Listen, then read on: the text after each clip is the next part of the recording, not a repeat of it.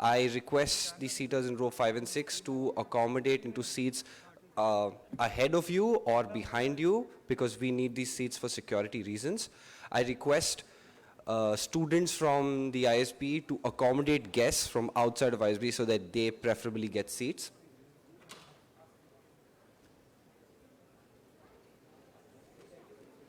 We will take about 3 to 5 minutes of setup time from now. Thank you.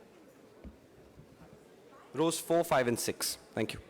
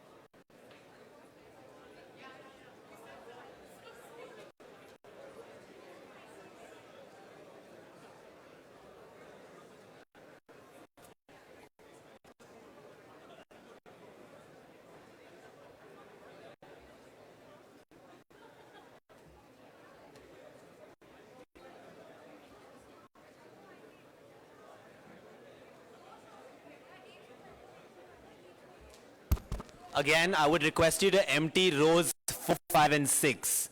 4, 5, and 6 cannot be taken. A few gentlemen in the white shirt, so in the white shirt, 4, 5, and 6 have to be emptied out. Unless you're with Mr. Prashant Kishor's team. Only his team will sit there, yeah? Yeah, if you're cleared for that, you're good. Rows 4, 5, and 6. Yes, you're in row 5, sir. Across, I'm sorry. Addy, move. Row 4, oh, you're on the steps. Steps is fine, okay. It's no steps. Rows. Steps is fine.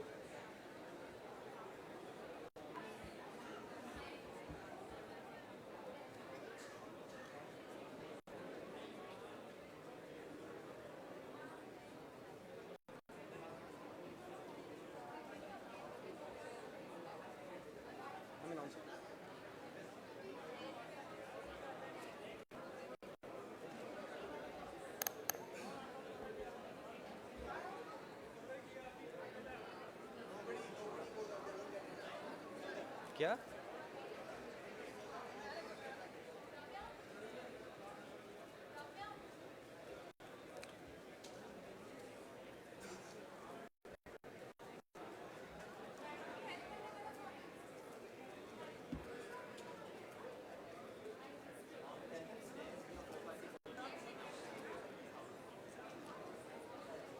Ladies and gentlemen, stairs near row 4, 5, 6 will also have to be emptied, at least until the point that they are occupied. Rows 4, 5, and 6 just for the 5 minutes until the seats are occupied.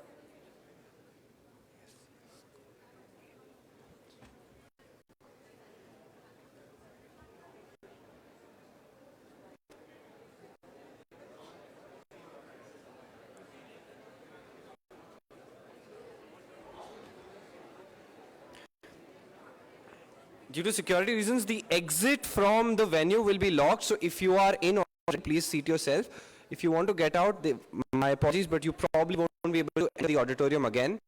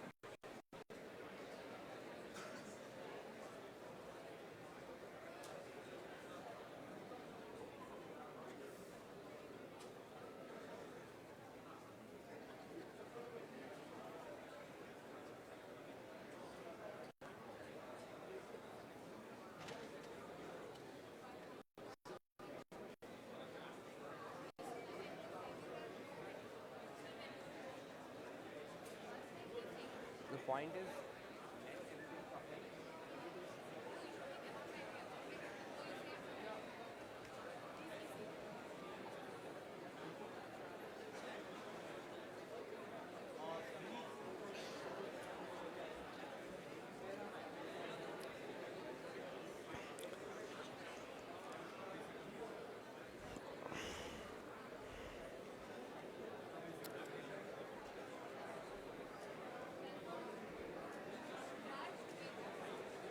one.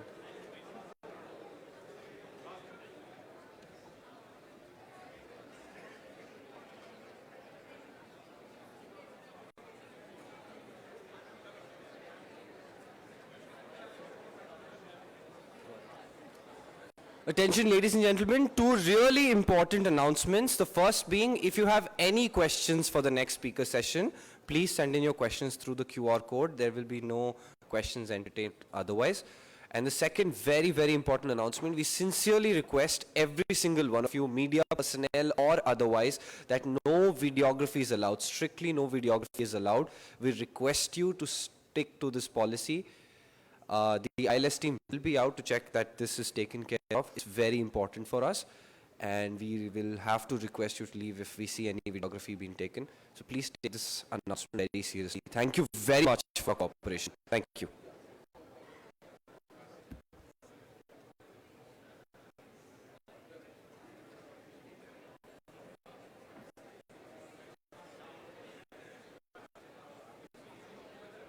Oh, now, happy announcement, whatever seats are left are free for all. Occupy.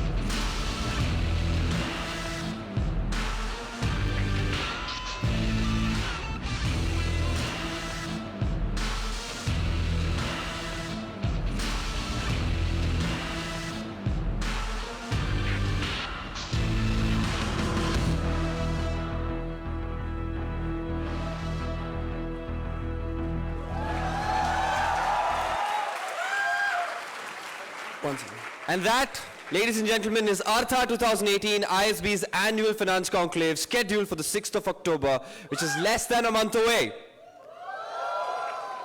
The Artha team is working on a great lineup of speakers from fintech, banking and private equity spaces and the finance stuff on the whole. What's more in that, you would have the opportunity to network and interact with the speakers at a round table over lunch. Team Eartha will be providing you with more information soon over the next couple of days, so stay tuned.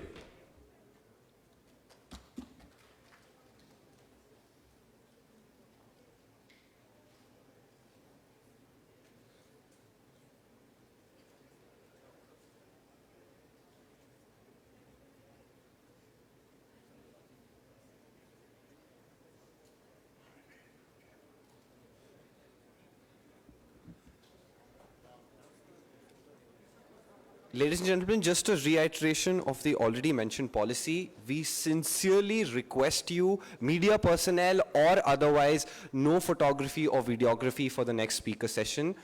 We are very strict about this. Thank you very much for your cooperation.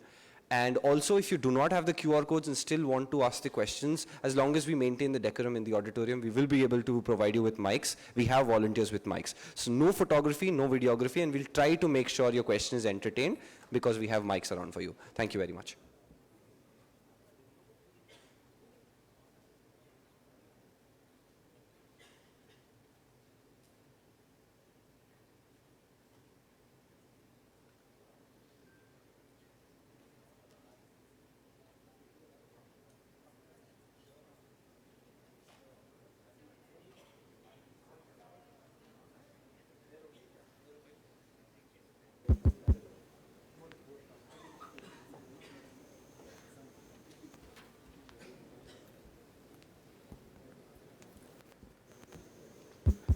Ladies and gentlemen, we have come to the concluding session of ILS 2018.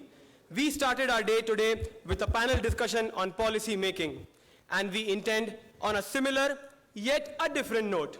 And mind you, this is going to be big. Our first guest, Mr. Thakur, is currently the Telegraph's Delhi-based roving editor.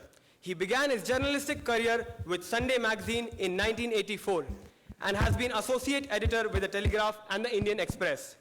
He has reported extensively on Kashmir, Bihar, and socio-political conflict in the subcontinent, and has written books on Mr. Lalu Prasad Yadav and Mr. Nitish Kumar.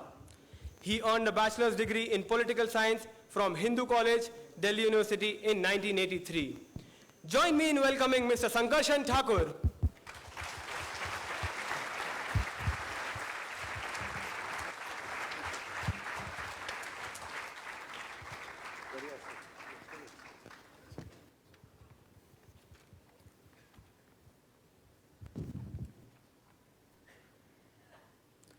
This ILS was centered around stories of men and women who have been agents of change through vision and relentless perseverance of the goal in sight.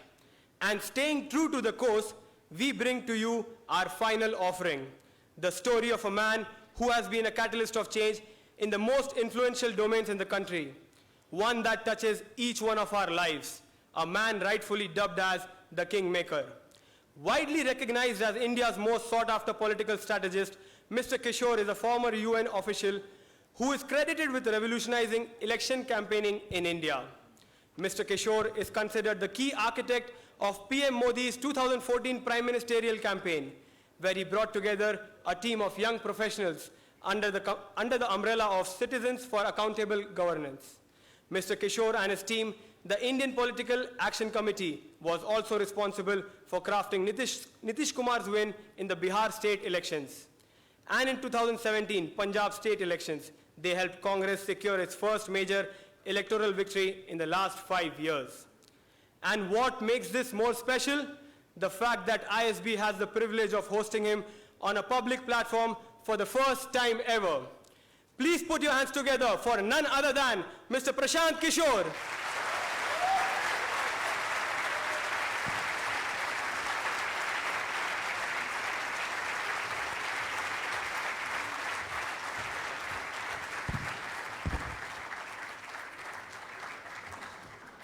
Over to you, Mr. Thakur. All right, good evening, everyone. Thank you for having me here and giving me this opportunity. I'm seeing Prashant in a pajama kurta after a long, long time. I don't know if that is a sign of what this evening is going to reveal to us. Just briefly, I mean, he needs no introduction in an audience like this. Just briefly to establish in front of you my connect with him. I met him shortly before the 2015 Bihar election when he had probably just begun to work for Nitish Kumar or was on his way to working for Nitish Kumar. As a journalist, I have kept in touch with him since, because it's our job to keep in touch with such people. He has not given me a shred of news in all of these years, but he forever exudes the potential of possessing news, which could be important, because he hangs around with big daddies, with Narendra Modi, with Rahul Gandhi and Priyanka Gandhi, Nitish Kumar and Lalu Yadav. And these, you know, it should be apparent to you, these are very contrary characters, they are contrary people. Who are you working for now?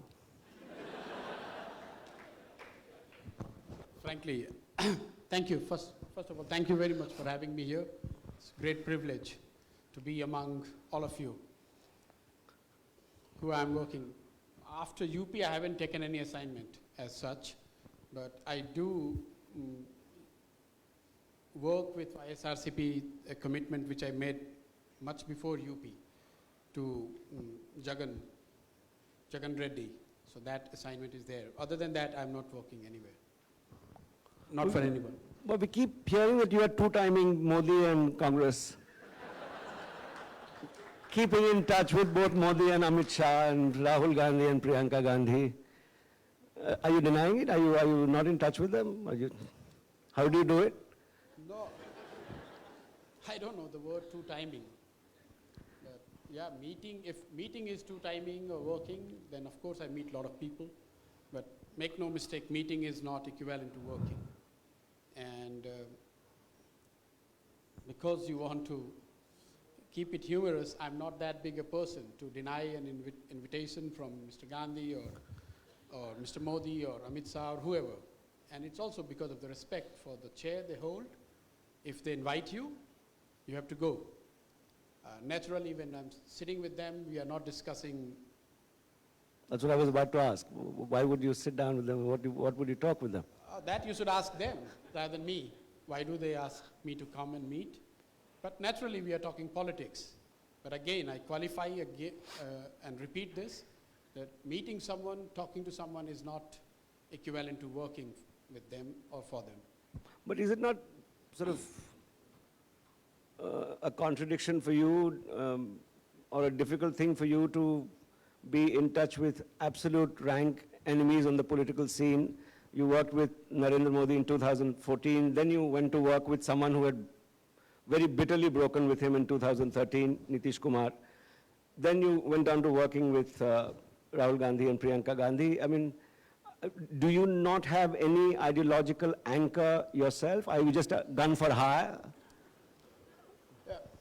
This is something which I hear and read about myself and for all my group, that whether we are gun for hire. Let me tell you, we are not for hire. No one can hire IPAC because there is no finances involved which would incentivize us to work for someone. The question about why you work with one person and then move to other is a different one. But definitely you cannot hire. Modi did not hire us. So as Nitish. Neither did Congress hire us. And out of 3, 2 are apparently broke. So they can't hire us if you think. So all the numbers which you read, 400 crores, 500 crores, I wish a part of it would be true. If not for me, at least for my colleagues. And many of ISB alumnus who would have worked with us, we have been constantly struggling to get the resources which they so much willing to spend, but they never do. On a serious note, yes, it has been a journey from Modi to Nitish to Congress, but it is not, money has been the last criteria that would have made us move from one side to another. No, but give us a sense of what makes you make those moves from one camp to the adversarial camp to the third adversarial camp. What's the motivation that takes you from one place to the other? And I'll come to why you moved from the first place anyhow in a bit. So first of all, as young people, you need to understand they're not as adversarial as they look in the public. So be careful. A lot of what you hear, and courtesy colleagues of Sankar Sen, that they're fighting each other, they can't talk to each other, that's for public consumption. Having said so, see, ours has, the first campaign we did, we started in 2012 with Mr. Modi, and it was more of an individual effort from my side. When I left UN, came here to work on malnutrition, ended up doing what I do. And trust you me, in my wildest of dreams, I would not have thought doing what I'm doing. In our family, like many of your families, if you talk about politics, people will say, लगता है पढ़ाई लिखाई का मन छूट गया है, politics करेंगे. But as it so happened, it was a gradual process. So I give you a couple of examples, like if I used to write speeches in UN, the skill set remains the same, but you end up writing speeches for the leader. We used to use a lot of statistics to gauge why people go for immunization, or why they behave, why they don't hand wash, or why do they breastfeed or they don't. The tools of the analysis remain same, the questions changed. Why do you vote? Why do you don't vote? Why do you want to vote for someone? So the basic tools remains, and that probably what Mr. Modi would have seen. And I must give credit to him, because for all others who I have worked with later on had a reference of 2014 or before. It was the Mr. Modi who actually saw that this guy could be put to some use, some other use as well. Once I did 2013, then 2014 was a natural progression, because he did one Gujarat, and it was obvious that he will go for the India campaign, and being part of his team that we did. We expanded it, and as I got more people, numbers increased from 2 to 5 to 10 to 12. There was this debate about need to have an administrative unit. So anyone who tells you that I had, or for that matter anyone had a vision to start a CAG is lying to you. There was no vision as such that let's start an IPAC, let's start a CAG, let's become a political aide or campaign person. At that time we were just driven, most people who came to work with us were driven by their idea to come, become part of this election process and help Mr. Modi win. You'd be surprised in the first meeting when I had about 25 young people from best of colleges and professional organizations who came. I asked them what should be the salary, what is the money which I need to provide to have you guys come and work. The average was 27,000. The people on their own, the average what we took was 27,000. So we started with 50,000 subsistence allowance. That is what CAG paid to everyone who chose to come and work with CAG for the Modi's campaign. So all this idea of hundreds of crores and profit, top line, bottom line is all what people like him report. It seems I am in the dock here. It's not for some only reason. me, but a lot of people write about it without being aware of anything what has actually happened. Post 2014, the biggest question has been that why did you leave Modi? Is it because Nitish paid a very hefty check? I tell you, he doesn't have any. But, 2014, there was an idea in our head that what we would be doing once he wins the election.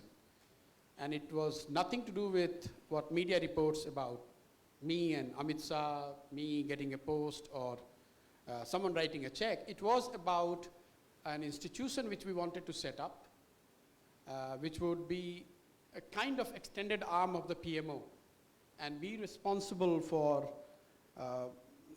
decentralization of last mile service delivery. But more importantly, what was crucial there was opening up the government for the lateral entry. Because I genuinely believe that the last mile service in India, if ever has to change, these two things has to change, which is to decentralize. There is no way, no matter how efficient the government is, no matter how efficient the leader is, unless we decentralize, there is no way we can improve delivery on the ground. And second, I strongly believe that the best talent is not necessarily is going to government, at least in last 10, 15, 20 years. So for that matter, governments have to create institutions, bodies, procedures, protocols to allow youngsters to come seamlessly, work with government, and maybe go back. Something what we did in CAG or what we are doing on the political campaign side,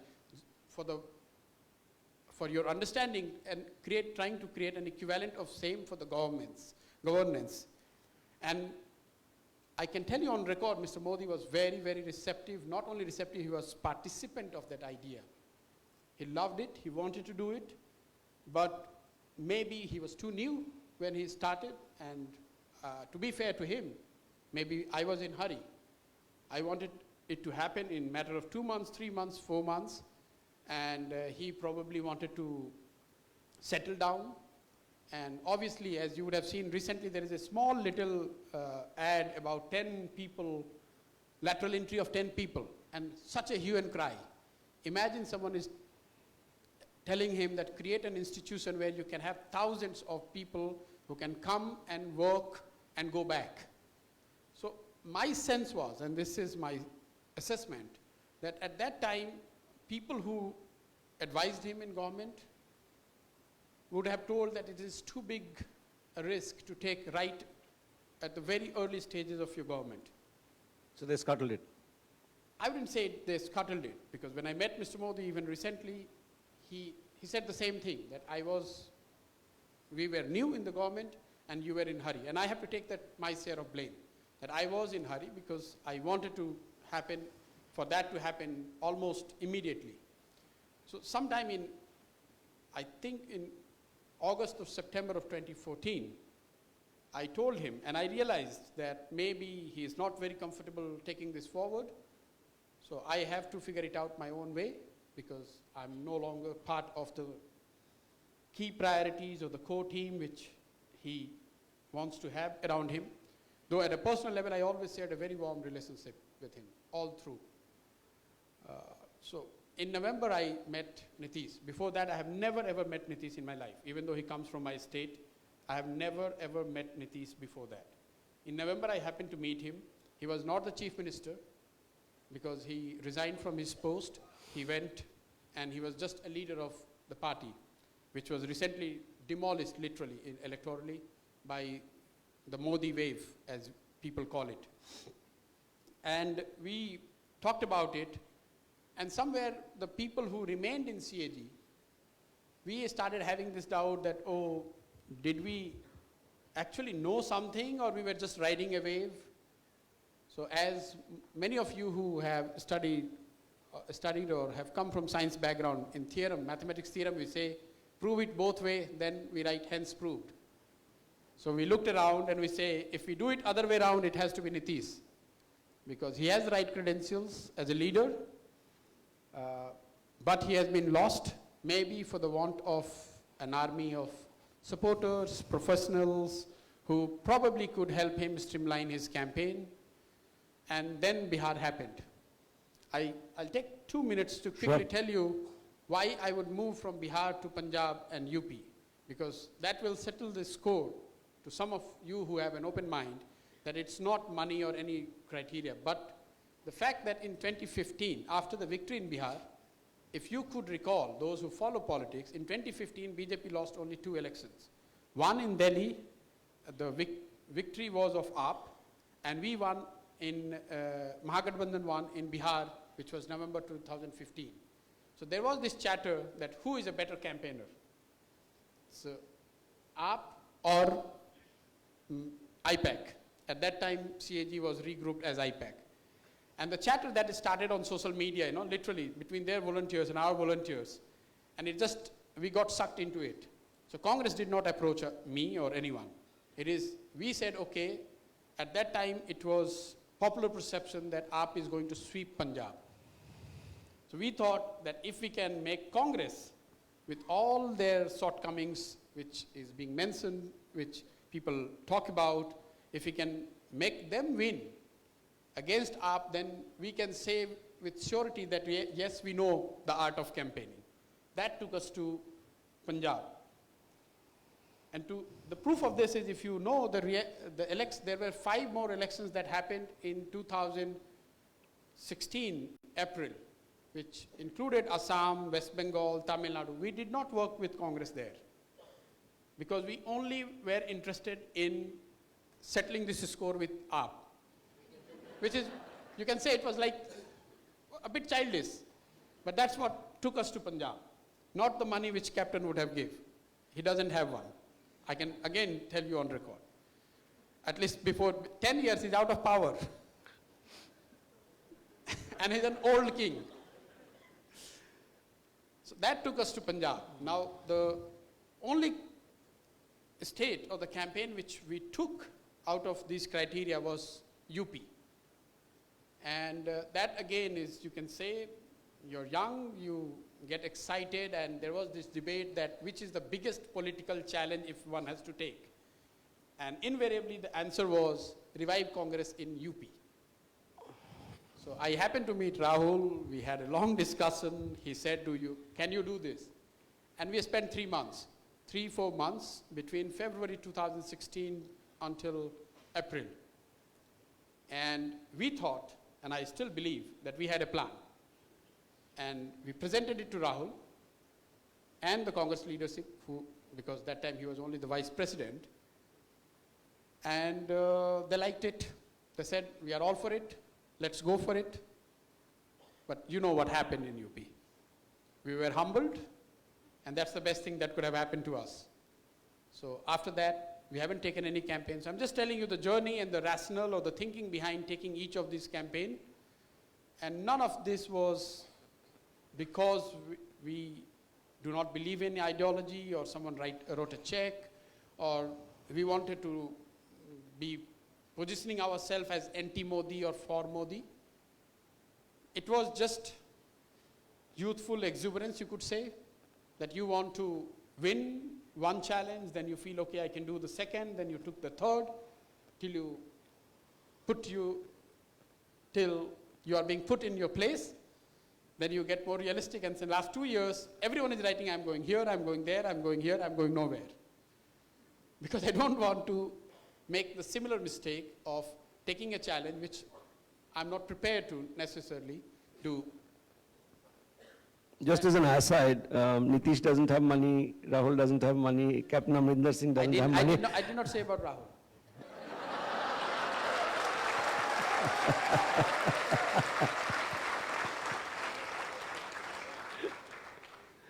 Neither did you say about Modi. But do not put your word in my mouth. I said you did not say about Modi either. I told you who has got money. I did not say who has got money. I told you the 2 people who we worked with. They were not necessarily money people. Punjab Congress, Amrinder Singh. I don't think, I'm very comfortable telling that they didn't have resources to fight election. What went wrong with Rahul Gandhi? What went wrong in the... Nothing. No, but why didn't it work? I mean, why didn't you stay and work? The challenge was still there of, as you said, reviving the Congress. Congress is not a UP party or a Punjab party. There still is the challenge of reviving the Congress across this country. And that challenge you seem to have abandoned. Yes, because Congress is not my party. It is for the Congress leadership to decide what they want to do with the party. After UP, yes, I did take a deliberate call not to be involved if I'm not able to execute, because that's what we learned in UP, that you could have the best of the plans, but if you're not able to execute it, then it can only lead to disaster.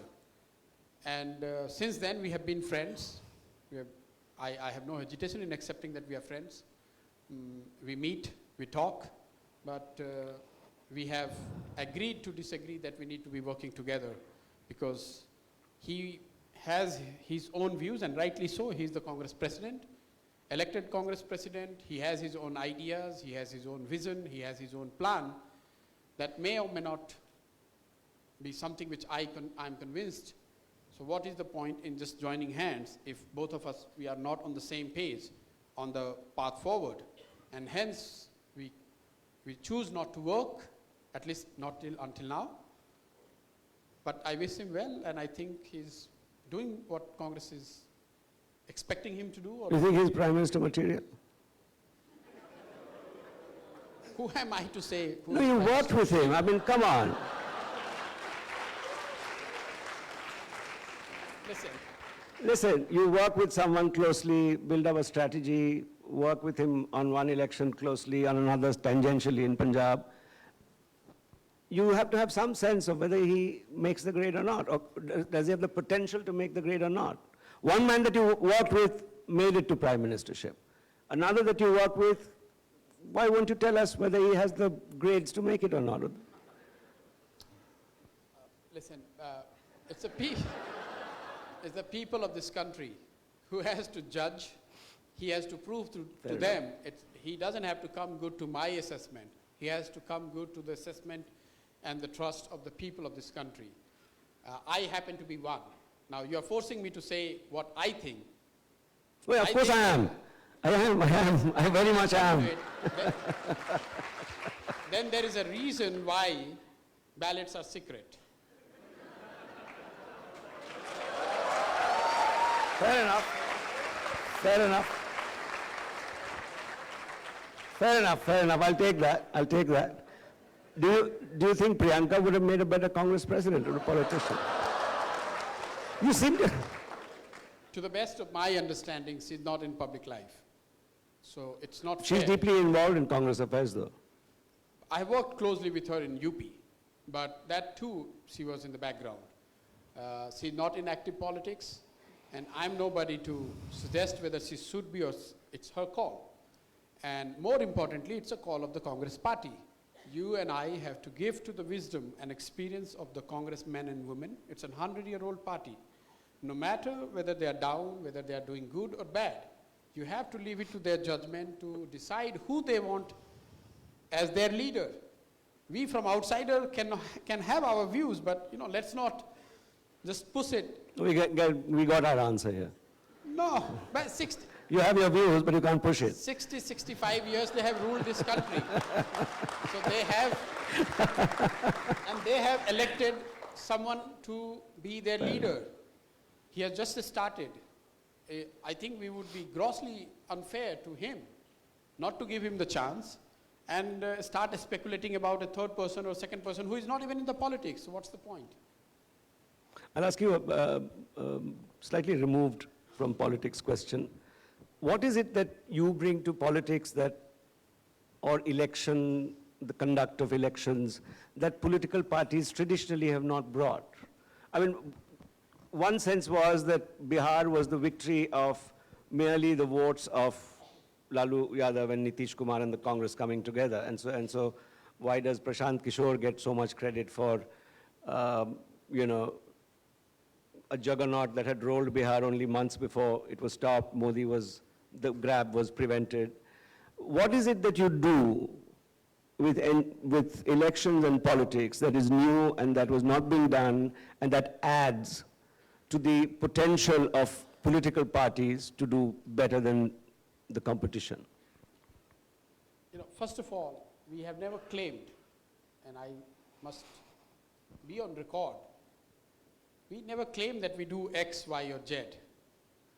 We are just part of the process.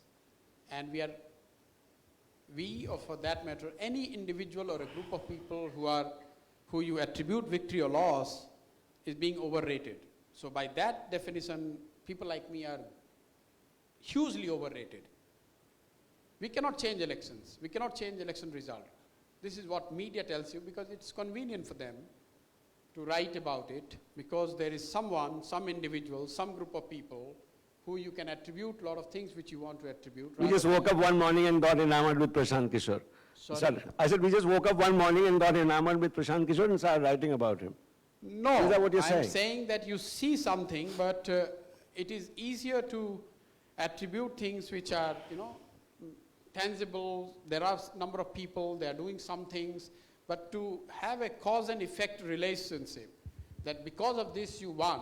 Now, I hear and read about this, that was it the Gathbandhan or quote unquote Prashant Kishor and his team?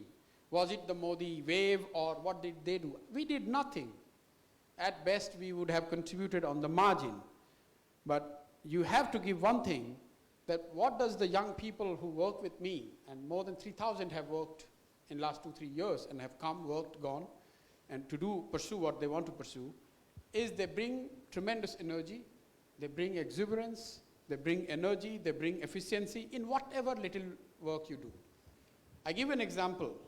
If you have to put posters on the doors of the households, someone coming from Amazon or Flipkart will definitely do it better than, say, common worker. So that's what we bring. We bring probably more efficiency, we bring more order, we bring more system to what it is being done, but it is not something which has been invented or discovered by me or people like me. If any one of you would have followed election, of course you have followed many, just look at how an MP or MLA fights his election. During election time, they get the best of their people, their friends, their relatives, who are seen as good organizers. Someone is managing his office, someone is managing his schedule, someone is managing his speeches, someone is managing his finance, someone is managing his distribution of collaterals. That has been done for ages. What we have done is we probably has taken it to the scale, bringing together hundreds or thousands of young people who are capable of doing such things, and those politicians who require and possibly could benefit from service. This is not a rocket science. It's the same thing done with dedication and some degree of efficiency. So if you are looking at, I do X, which is unknown to the politician, I think you would be making I would be making fool of myself. There is no way I can bring any knowledge, any expertise, which is not known to the politician who has given his life fighting elections. How can I add value to that? I can just help him become more efficient, more organized, nothing more than that. If for that you want to attribute, but where is the interview, where is my quote or my people who say that I have or we have helped someone win election? It is for them to see. It is for media to write. Who is the politician you've been most comfortable working with, or you think the relationship has been most productive? You worked with 4 or 5 major ones. So productive is a very subjective, nuanced word. But by and large, people who are in control of their affairs and their party's affair, it's easy to work. Because once they are convinced what you are suggesting, and if they like, they can get it implemented. If they themselves are not in control, then possibly you could face challenges, but that's part of the game. Who was the one not in control? Sorry?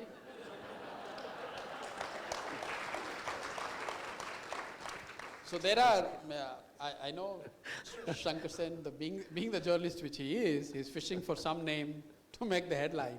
So there are leaders who are more in control and there are leaders who are less in control. It is also to do with the fact the culture of the parties are different. A BJP or a regional party or a Congress, you cannot put all on the same pedestal. It is far easier for a regional party leader to get things executed because it's more or less one man or 4 or 5 people who run the affairs. If you're dealing with a party like Congress, which is 100-year-old, it has got its own history, culture, work pattern, it's not easy, no matter how strong a leader you are.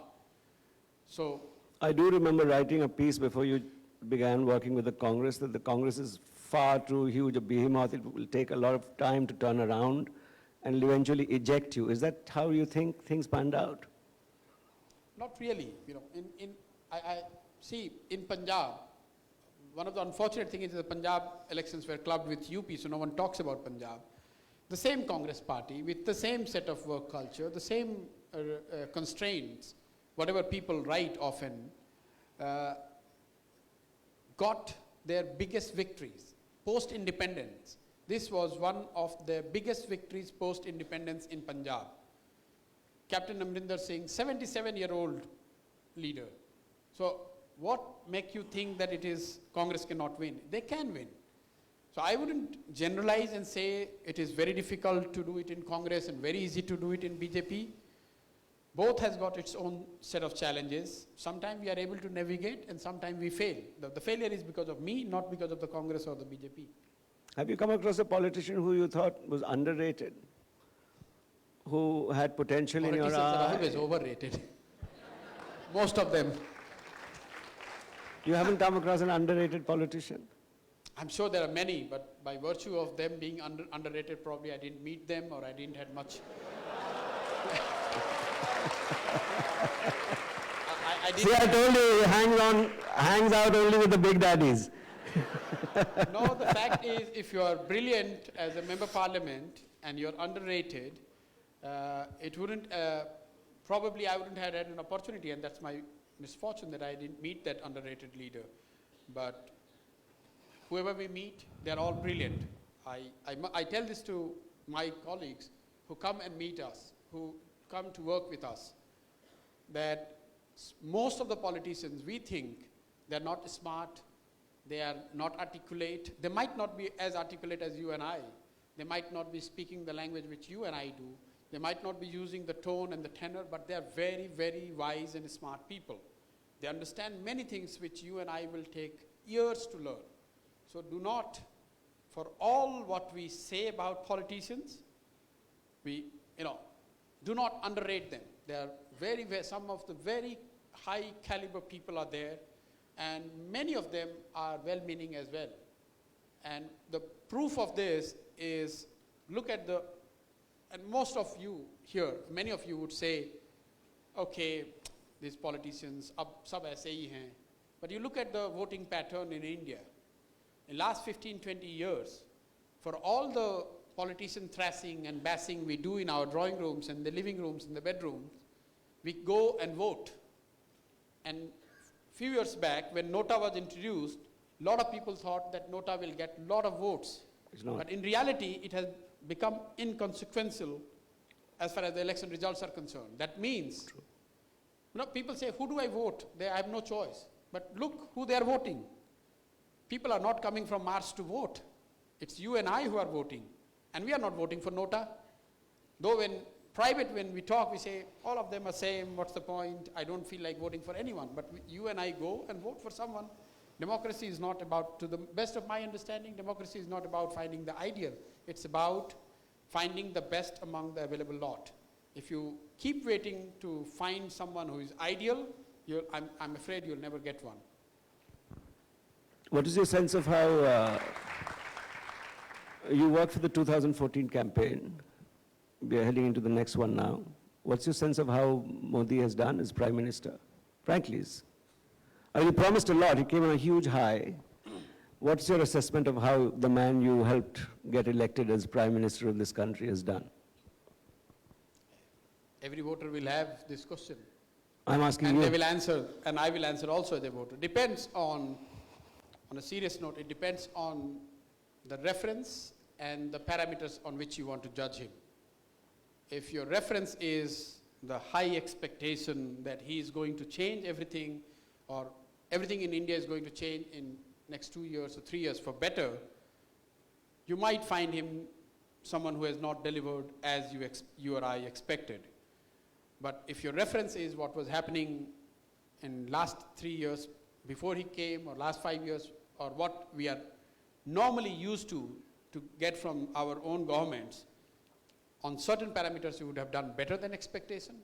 On certain parameters probably he would have done less than what was expected. But to have a blanket assessment whether he has done better or worse, I don't think I'm capable enough to do that. But each one of us, depending on your reference and what matters to you as a parameter on which you want to judge a leader or a government. For someone, economic parameter could be very high on the list. For someone, it could be tolerance, religious harmony, all those things. And their answers would be different. Both of them would get a different answer.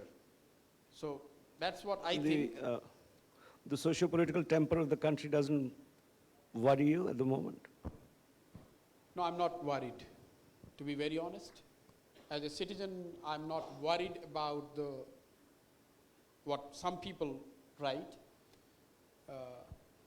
This country is too big, in my opinion, it's too big, too diverse, too strong, to be rattled by some elements with which you and I may or may not be comfortable with. We must have the faith in our own wisdom and the cumulative wisdom of 1.2 billion people. No one individual or institution or a group of people can destroy it in a hurry. It's not possible.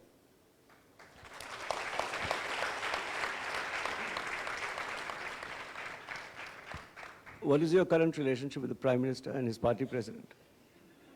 Sorry? What Come is again? What is your current relationship with the Prime Minister and his party president? I believe you meet both of them very often. These meetings have increased in the past few months in terms of frequency. So, I haven't met or talked to the Prime Minister after I formally left his office to the best of my recall, it was March 2015. That's a lie. I'm telling you. I'm coming to it. Between 15th of March 2015 till last year when I lost my mother, she was in ICU, so Prime Minister, he was kind enough to call. In between, for all the speculation, there has been no connect either from his side or from my side. In between, I was not in touch with him. Fair enough. So the conversation or the reconnect happened when my mother was almost on her deathbed. He called, and since then we have been talking. I've met him many times, and that is it. Talking about what? I told you at the beginning, if I'm sitting with the Prime Minister, he's a political leader. But he's a busy man as It will be about the well. government schemes, it will be about whatever. He's the boss, I'm nobody. Whatever he chooses to speak, I have to respond to it. So, if he asks me, what do you think of Ujjwala? I will tell what I think of Ujjwala. Has he mentioned the word Ghar Wapsi? No, not to me. I'm asking. It's a fair question, since you're here. In his opinion, I was entitled to do what I did. If I ever choose to come back, he's more than welcoming, and I'm grateful to him for that, to have that view. But specifically, we are not discussing about whether you are coming back or going out. He's too big a person. With the Prime Minister, you don't discuss coming back or going out. What do you discuss with him is what we want to know. And you are taking us round and round in circles. You ask people, am I taking you around in circles? Well, let's take a vote on this one.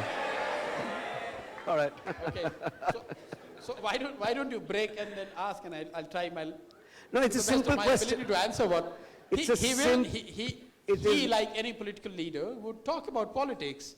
What I think, what I hear, what the situation like, what are the government schemes that people are happy about, what are the schemes that could be done, what could be bettered, whether what he hears, probably he would like to hear from me, my opinion about the general conversation that happens in the country about in and around political affairs. And that's a lot of topic to talk. No Ghar Wapsi. Sorry? We can't go anything beyond that. I've given you, I've tried to give you. And with Mr. Amit Shah? He's the same. He's not the Prime Minister. Governance is not his concern. His concern is the party, elections. But these are linked. Governance and Sure, elections yes, are sure. not separated. Elections will be fought based on governance, their record, what they promise, what they've delivered, how people see it.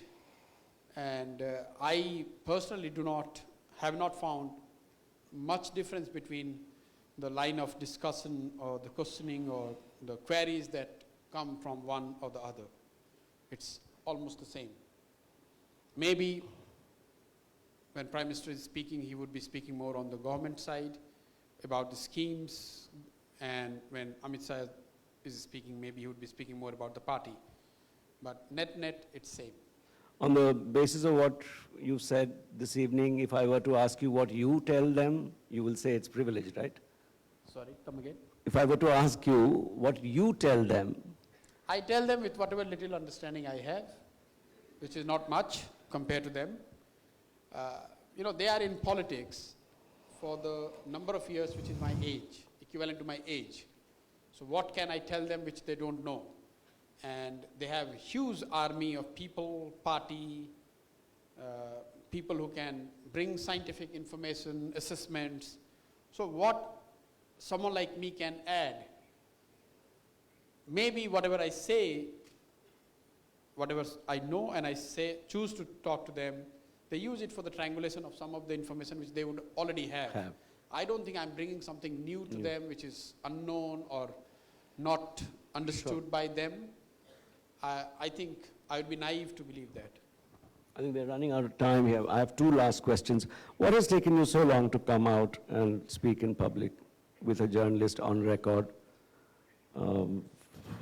Because I frankly, for all these years, even when ISB guys approached us, I told, and you can check with them, that I don't think I have enough to talk. I don't think I have done anything significant to come and talk or to lecture about. I'm as small a student as you are. If any one of you go and choose to do what I'm doing, probably many of you would be better than what I'm able to do. So I never felt the need to come out and say things as if I have learned. If any one of you would have followed, I even tried, someone persuaded a friend of mine to write a book. And when we went through some of it, I realized that I have got not much to tell. Because if I write what I have been through, then it becomes tell-all kind of masala, gossip. There's nothing valuable which I could write as my understanding or part of wisdom which I want to share, which could be productively be used by others. How a campaign was thought, or what one does, what is the daily routine. If I choose to write about that, it's not something that will stay for long. And that's why I dropped the idea of writing a book. So that is one of the reasons why I have never choose to speak on any platform. Journalists, I'm still not convinced that I would be talking to journalists on record, but going to... You are talking to one on record right now. No, but I am talking to the well, it's all going colleagues on in record. ISB where journalists happen to be a moderator. I'm not talking to Shankarsan, the journalist from Telegraph. I'm talking to someone, the colleagues, the friends at ISB, and that's how I see it. It's learning both way. And that's the reason I specifically requested them to keep it interactive, because I want to hear from them. And one last question before we throw this open to the House. 2014 Modi, 15 Nitish, I knew this is Congress, UP, Bihar, then two-timing. Now, 2019, who are you batting for? I mean, the question is so obvious, but I wanted this to be the last question. Who are you working for in 2019? Frankly, if you want to believe me, I really don't know. If it is two-timing, three-timing, I don't know what phrase you want to use it for. As you said, we are journalists. One thing is clear. I can be on record and say that for last 2 years or so, I've been trying to get out of this domain. And most probably, and to people who work with me, I've told that I will be quitting this post-UP. Only reason I did not do so is because UP results did not go our way. And for me, it would not have been right to leave the organization at the time when the going were not necessarily good. Are you saying that Prashant Kishor is no longer available to political parties in their election backrooms? I can say that. I can say that in 2019, you would not see Prashant Kishor campaigning for anyone in the manner and form in which I have been campaigning in 4-5 years. But that's different from IPAC and me. I, as an individual, would not be campaigning in the same way I have done in last 4-5 years. And this is a call which I took almost 2 years back. I didn't want to do it, but because of UP, I had to stay put to make sure that IPAC remains. And I'm glad that IPAC is where it is. They are almost 20 times bigger than what they were in 2015 in terms of manpower. They have got many more projects to choose from and work. And more importantly, they have right set of people who can better the work which they have done with me. I'm sure they will do much better. There is a right leadership there, and they will take this forward, and they will make it much bigger than what I could ever imagine for IPAC. But personally for me, I want to leave this space for new people to come to do what they could do better than me, and I'm sure they will. And I want to do something which connects me to the grassroots, which takes me back to the grassroots. I'm 41, and I want to spend another 10 years, at least 10 years, if not more. This country is full of grass. Which part of the country is grass are you going to? Back to the grassroots. Which grass? Most likely, I will go back to my own state, where the grass is much known and familiar to me. So it could be either Gujarat, where I have worked and learned the tricks of the trade, or could be my Bihar. birthplace, which is Bihar, where I go and I work there. But you would not see me campaigning in 2019 the way you saw before, for good or bad. Are you saying you're joining politics? Did I say that? Anyone heard I'm asking. You're saying you're joining public life. Now you know the story before you came to the... It's already, how the speculation goes on. I will tell you why I'm asking this. 5-6 years. I will tell you why I'm asking this, because before we came here, 2 hours on social media, it's been burning with Prashant Kishor to join politics. And since that question has already been thrown up in the media space, whatever you think of it, I'm asking you, are you those people have not asked you, who are putting out those stories have not asked you. I have an opportunity to ask you, are you joining politics? If you go by what media says, or what social media chatter is, then I worked with Modi, mera ghar wapsi bhi ho gaya, I've joined Congress, I have worked with every possible political party or leader which possibly you could think of. So that much value for what media has speculated a couple of hours before, because why did he choose to speak after 5 years? There has to be a reason. And that reason has to be, okay, now he's joining politics. Come on. I chose to work because I like ISB. I admired ISB. I wanted to be part of ISB.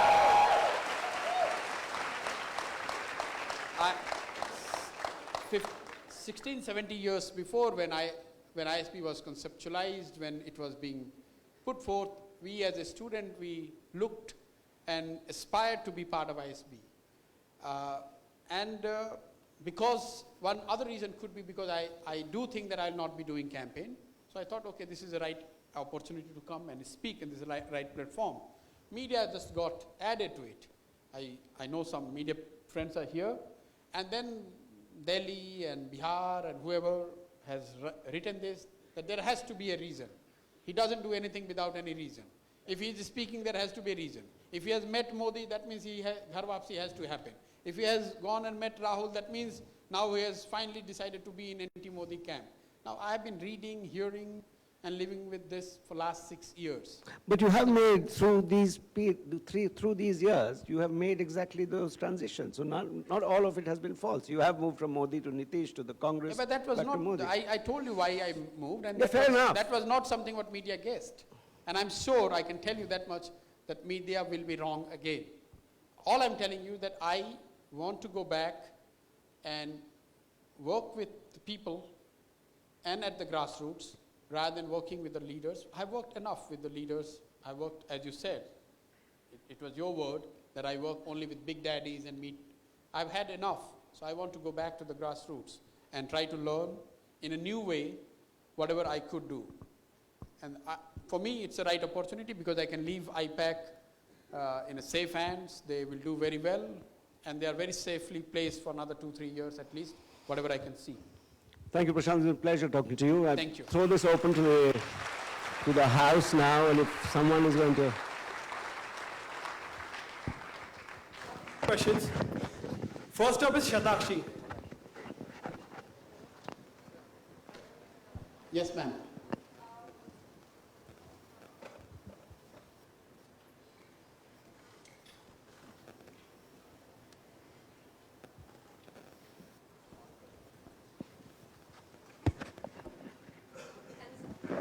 Call me Prashant. Everyone calls me Prashant.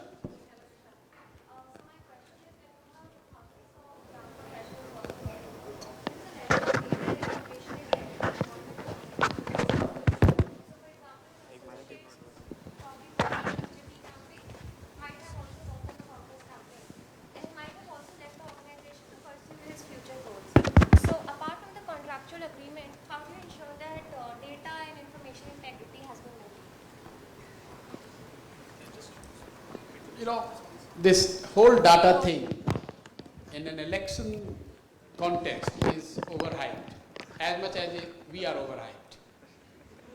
You don't win or lose election because someone has a set of data. I have heard the conversation that happened around this Cambridge Analytica, and strangely they talked about that they worked in Bihar in 2009. And a senior journalist called me to say, what is your take? And I told him that you just don't need any inside information. Just go back and look in 2005 how many Facebook users were there in India. Forget about Bihar. What Cambridge Analytica could do if not even 1% of population of Bihar was on Facebook or smartphone in 2009. And there's endless debate on television that who do they help? They help nobody. They just claim that they, maybe to gain more clients, on their website, they were claiming that they have helped X, Y, or Z. So I do not see data integrity from that point of view. Now, coming back to how do we deal with it, is that we do not have data as such unless it is coming through a campaign. So the campaign data remains with the organization. So for example, when we say give a missed call if you support a cause or a leader, that person, the profiling of that person or the communication to that person largely remains with the campaign team with some protection obvious. But how that could be misutilized, frankly, I haven't thought through it, and I haven't seen, and I don't believe that it could be misutilized, that if I get BJP missed call data and I put to the Congress, what Congress can do? If I, it's about you going and convincing people. You can't convince people just because you have data or you have got some additional information about them. It helps, but it doesn't, it's not a game changer, not yet in India. All this machine learning, data analytics, this big phrase of big data, parties setting up analytical cells and all, they probably add some value, but make no mistake, they cannot change. They cannot have any bearing on the election outcome. Definitely not in the time which I see next 5 or 10 years. Maybe 10 years down the line it could be. Like smartphones in 2014, which is talked so much about, use of technology. We were working with 5 crore people having a smartphone. Now it's 35, 40 crores. So that way it has become very important.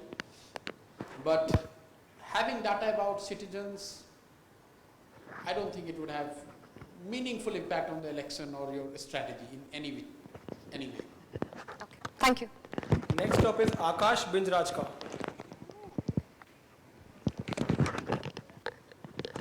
I'm Akash. So my question is around the same with what she asked, is that how do you see, or what kind of an impact do you see emerging technologies like the Neta app having on the oncoming elections? I just see it as one more thing. Frankly, it's like the coffee and the froth. all what you hear, read, attribute to us, to yourself, to so-called these tech guys, tech gurus, social media, it's still the froth. Coffee is still somewhere else. Please here.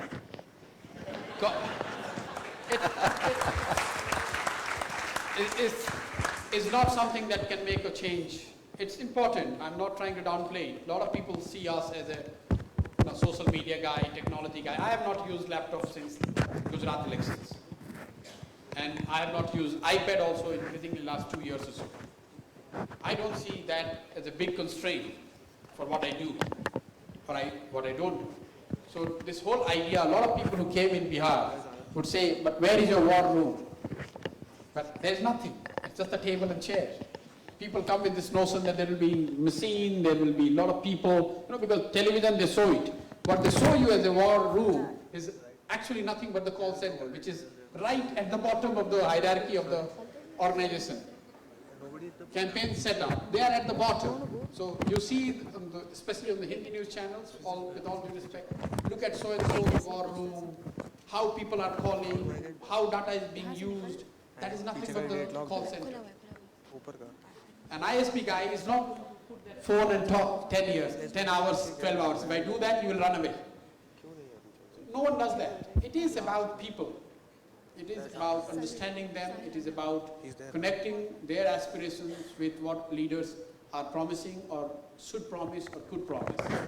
And then making it a bit more engaging, the format. In terms of format, engagement formats, you could be a little bit innovative. But beyond that, all this war room, machine learning, we are still far off. Make no mistake, this country has got 800 million people who doesn't make 100 rupees a day. 800 million people, that's almost like 70% of your voter, does not make 100 rupees a day. So what influence you can have on them using Facebook? They are struggling to put the bread in the plate every evening. I don't think they have time to surf the net or spend 8 hours on Facebook or share the picture. There is also 300 million people who are actively on social media, smartphone, Facebook and all. But in terms of vote, everyone has got the same vote. So if you are in a smart election advisor or political aid, you rather focus on 800 rather than putting too much or being consumed by this, winning over this 300 million. Next up is Janakan Maniwana. Hi. Hi, Prashant. Here. Oh, yes. Now, how did you manage to collaborate with in-party strategists, and how open they are to the external agencies like you? Because generally what we read in news that you have the Führer's permission, the leader's permission, and the other next rank leaders are averse towards the external agencies.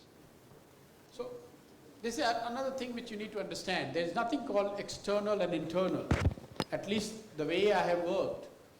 I was living with the person I'm working with. So I'm more internal than any internal. So this is something that has been written about in the last couple of years. When you meet with the failure, people try to find reasons, retrofit their understanding. He was external, he was internal. No one talked about external, internal in 2014. No one talked about external, internal in Bihar.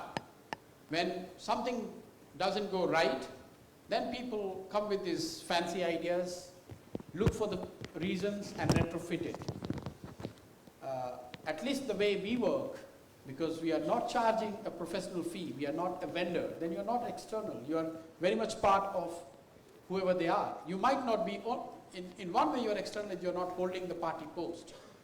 But in every other way, you are more internal than the party members themselves. Next up is Anand Shekhar. Hello, can you hear me? Yes. Hi Prashant. So my question is, the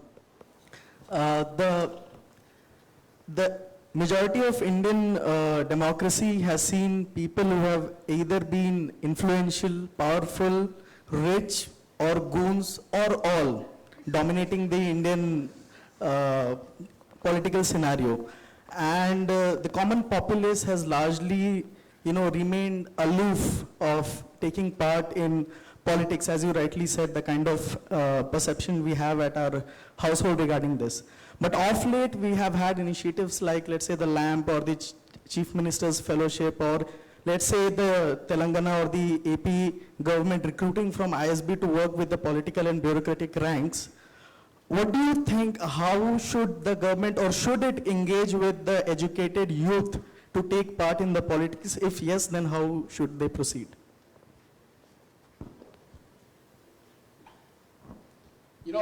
Sometimes people ask that a lot of our colleagues have gone out and have set up something. Someone mentioned Neta ad, someone is working with BJP, someone is working with some other party, and they ask, how do I feel about it?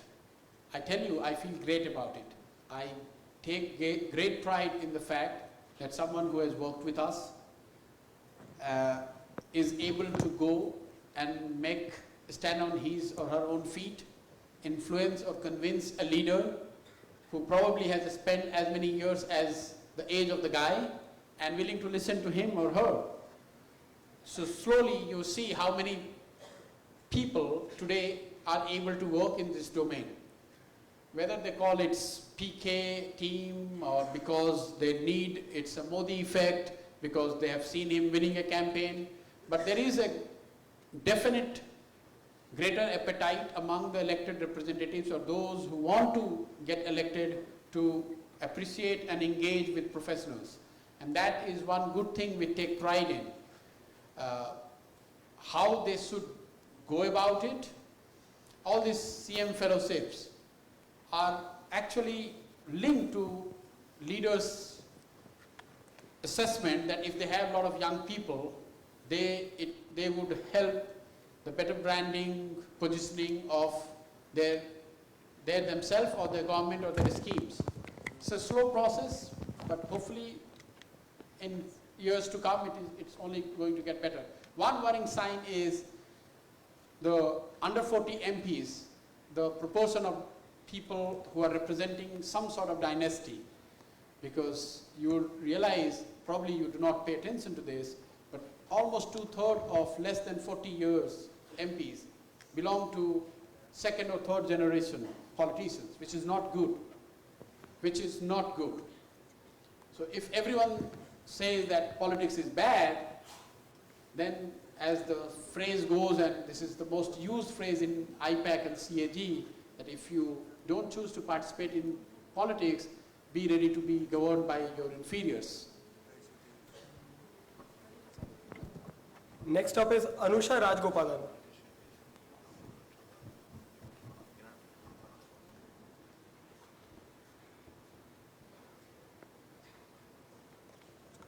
Hi Prashant. My question goes out on the campaigning strategy part of it. So what is your opinion on conducting a debate, a televised debate, between the leading candidates of a PM or a CM election, much like the US-style presidential debates? It would be great. The problem is, as a country, we haven't witnessed it, but I have no doubt in my mind that it will happen. How much time it will take, I don't know. One of the excuses party give to avoid such debate is that we do not, because we have a parliamentary system, they say that technically or statutorily they are not forced to declare a prime minister candidate. So the problem becomes who competes with whom. But I'm sure in times to come, with increased awareness, gone are the days when people come out with a manifesto, do a couple of rallies, and people are willing to vote just because you are so and so. So it's a good idea, should happen. I'm sure there is huge support for this. Political parties have to walk this tough path. They will cross it in due course as the pressure builds. Thank you. Next up is Harsh Garbial.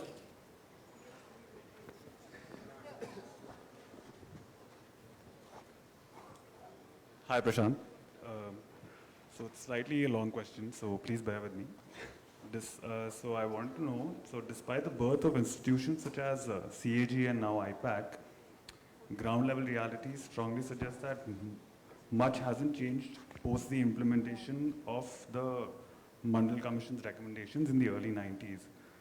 By that, what I mean is, especially when it comes to populist agendas that regional parties are using, which mostly revolve around caste, and they use that as the primary vehicle to cross the finish line in most of their campaigns. So do you think the prevailing equilibrium can change? And how do you plan to change it simply from a campaign strategy and execution point of view? So caste is a reality, and much to the dislike of most people here, I do not see it as a problem element. Social congregation is part of the reality of human being. It is called caste in India, it could be called something else in US. But it's there, everywhere.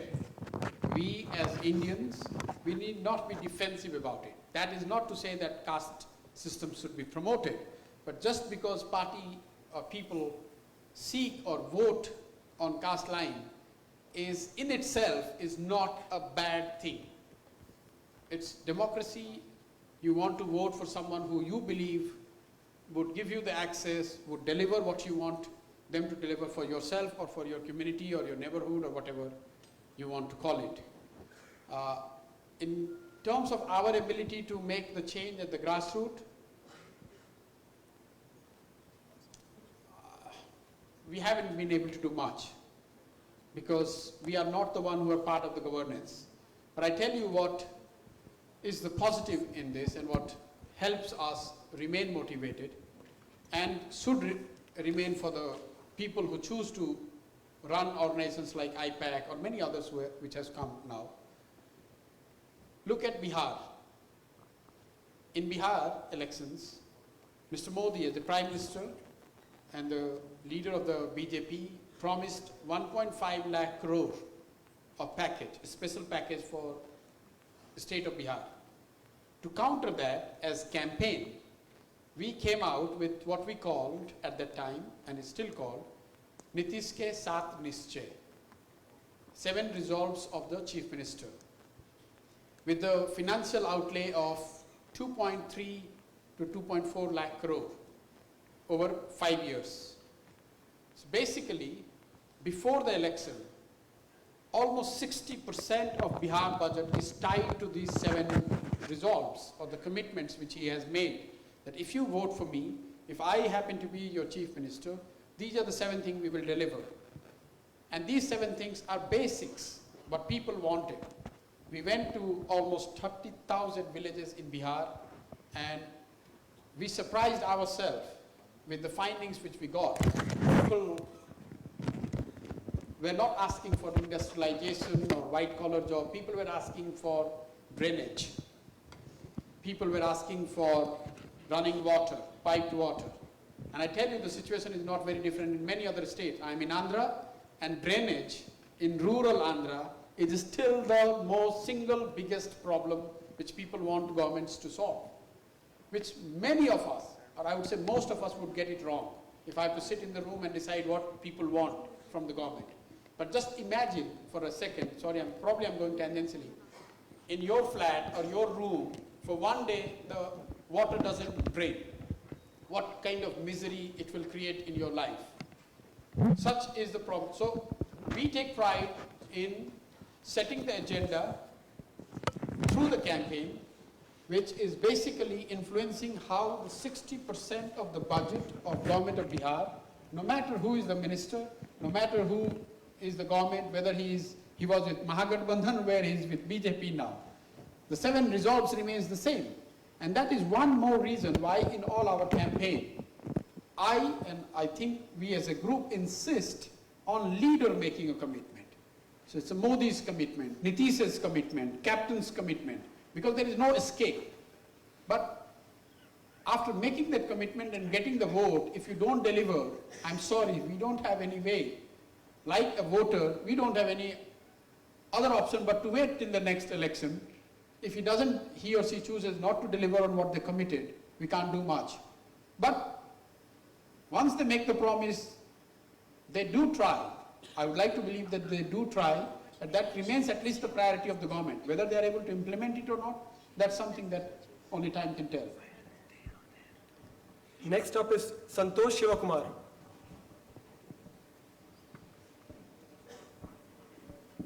Hey, is it audible?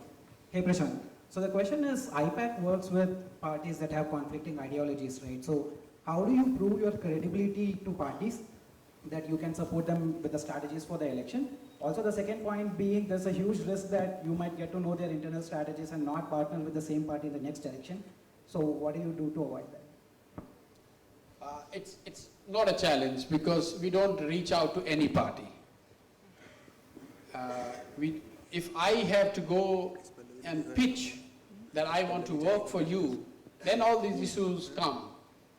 The data secrecy, ideology, whether you'll be working in future with my competing party and all. It's not how it has worked, at least till now. It's parties they approach, sometimes it's mutual, and it's a mutual co-opting of the work.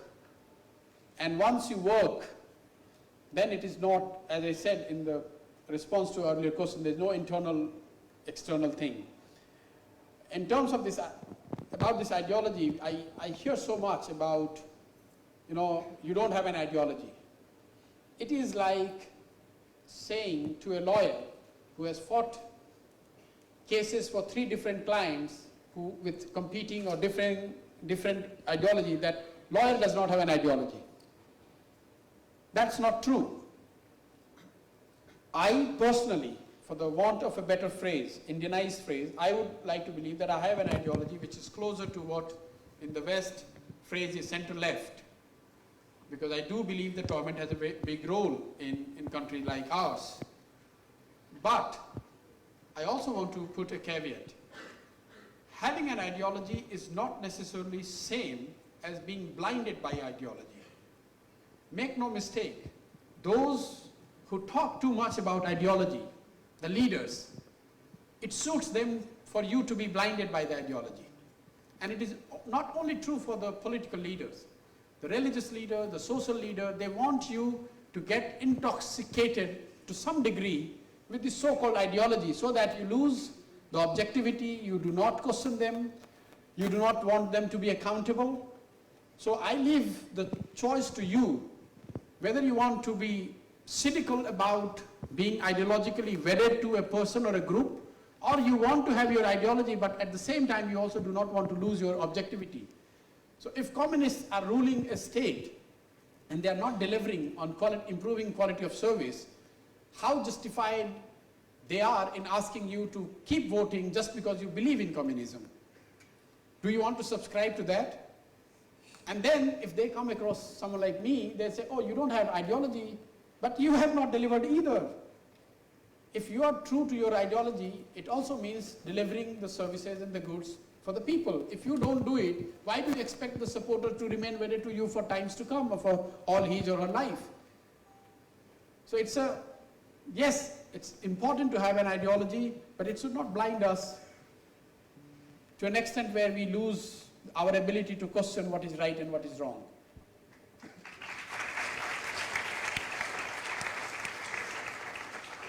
Next up is Shraddha Raj. Hi, Prashant. So my question is around the fact when you spoke about how it is about connecting to the people and understanding the people. So how do you condense all of the analytics that goes into the campaign strategy into one single message like Abki Baar Modi Sarkar? That captures the imagination of the entire country. What is the thought process that goes behind coming up with the exact language and the message? It's like, long back I met a lyricist, and he was giving me options after options, and I was asking him, how do you get it? How do you get it?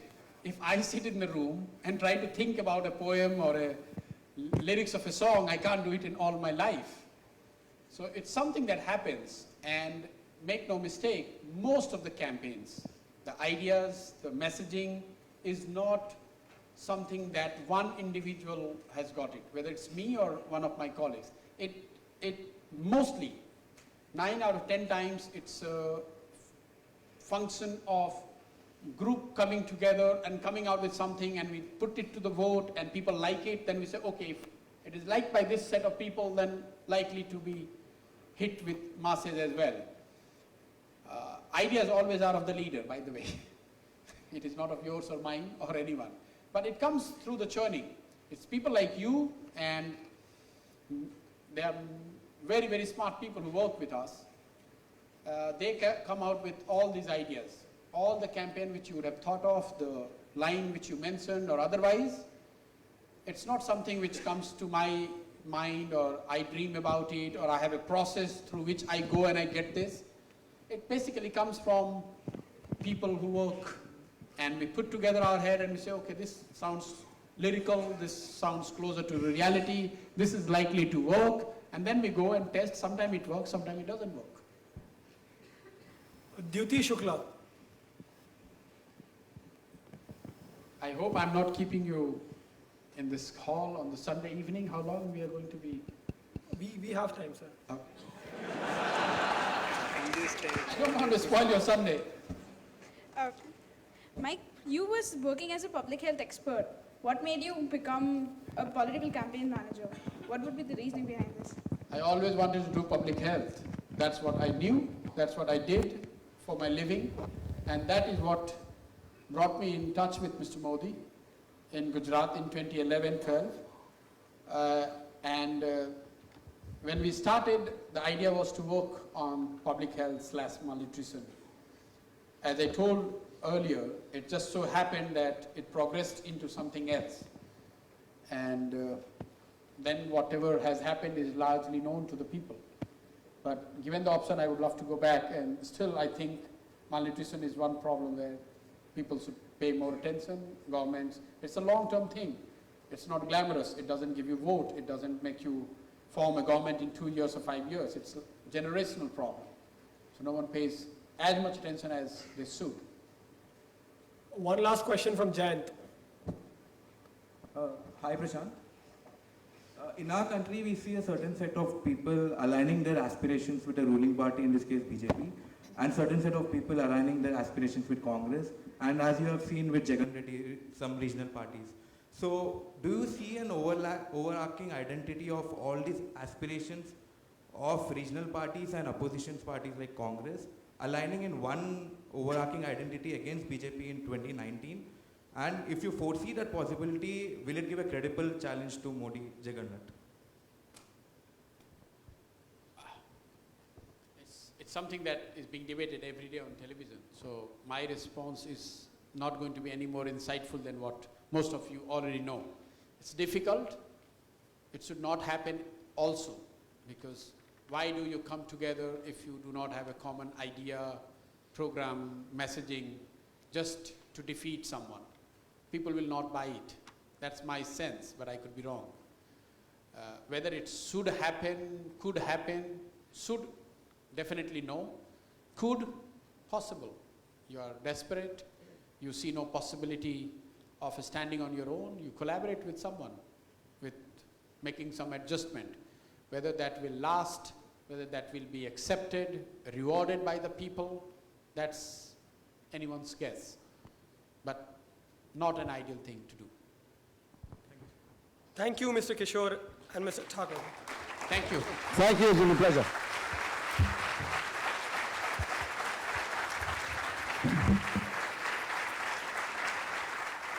I request Snigdha and Kirtana to present the memento. I request Snigdha and Kirtana to present the memento to our esteemed guests.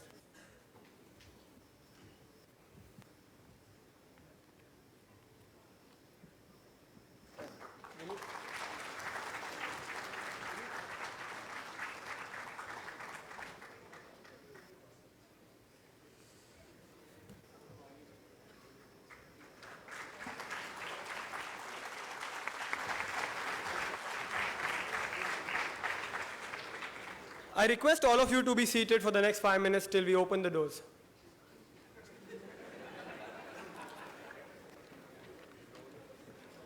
Now I would pass on the baton to our youngest member of the team and our batch, Vedita Agarwal, to deliver the vote of thanks.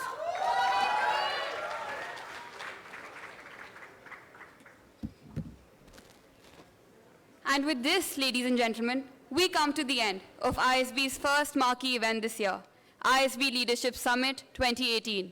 And I, on behalf of the entire ILS team, would like to take this opportunity to thank all those who have helped us in making this event a success.